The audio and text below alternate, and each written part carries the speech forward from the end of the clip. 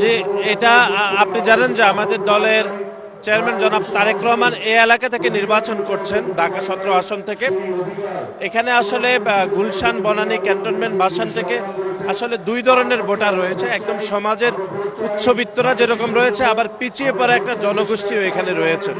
আমরা যেখানে দাঁড়িয়ে রয়েছি তার অল্প কিছু পরেই এখানে আসলে বাংলাদেশের অন্যতম বড় একটা বস্তিও রয়েছে।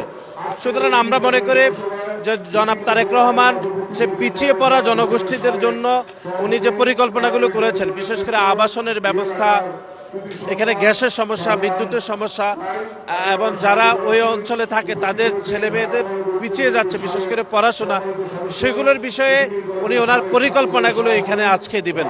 আবার একই সাথে যারা সমাজের উচ্চবিত্ত গুলশান বনানীতে থাকেন তাদের সমস্যাগুলো আসলে ভিন্ন প্রেক্ষাপটে রয়েছে। বিশেষ করে বায়ু দূষণ রয়েছে, সামাজিক নিরাপত্তার সমস্যা রয়েছে, বা এগুলোর বিষয়ে উনি ওনার পরিকল্পনাগুলো দিবেন। আর অল্প কিছুক্ষণের মধ্যে আমরা আশা করছি জনাব তারেক রহমান এখানে উপস্থিত হবেন এবং উনি ওনার ভোটারদের উদ্দেশ্যে ওনার বক্তব্যগুলো দেবেন বলে আশা করি।